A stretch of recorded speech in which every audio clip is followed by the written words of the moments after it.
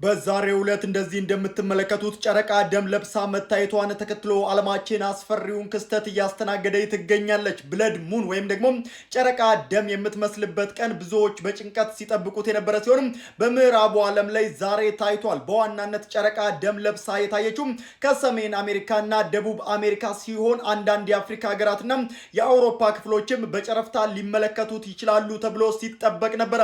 ሳይንሱ የጨረቃ ግርዶሽ የሚከሰተው ጨረቃ ምድር እና ፀሐይ እንዲሁም በአንድ መስመር ላይ ሲደረደሩ ነው የሚል ሲሆን ምድር ጨረቃን በከፊል ወይም ደግሞ ሙሉ በሙሉ ለማጥፋት የሚችል ጥላ ትጥላለች ተብሏል። ሳይንሱ ይህንን ቢልም ታዲያ ቅድስት ቤተክርስቲያናችን በዚህ የጾም ወቅት ጨረቃ ደም የምትለብሰው ከጌታችን መድኃኒታችን ኢየሱስ ክርስቶስ ስቅላት ጋር ተያይዞ የጨረቃን ደም መምሰል ታስታውሰዋለች።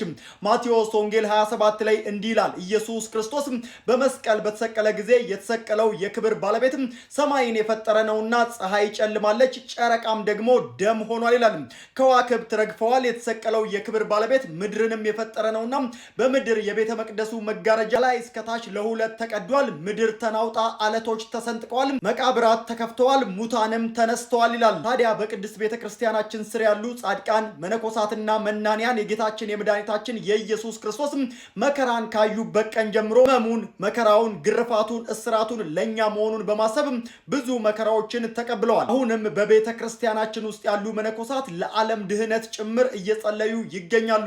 እነዚህን አባቶች ደግሞ መደገፍ የኛ ግዴታ ነው። የሙታንሳ የማር ቅዱስ ሚካኤል አንድነት ገዳም ውስጥ የሚገኙ መነኮሳት አባቶች በዓታቸውን ለመስራት የጀመርነውን ርብርብ አሁንም አጠናክረን መቀጠል ከኛ ይጠበቃል። በዚህ የጾም ወቅትም አስራታችንን ለነዚህ ገዳማውያን በማድረግ የበረከቱ ተካፋይ መሆን እንችላለን። ለሙታንሳ የማር ቅዱስ ሚካኤል አንድነት ገዳም ድጋፍ ለማድረግ እዚህ ጋር የተቀመጡትን የኢትዮጵያ ንግድ ባንክና የአቢሲኒያ ባንክ አካውንቶችን መጠቀማችሁን እንዳትዘነጉ። እንዲሁም ደግሞ አባቶችን ለማግኘትም እዚህ ጋር ያስቀመጥኩትን ስልክ ቁጥር መጠቀም ትችላላችሁ። መልካም ቀን።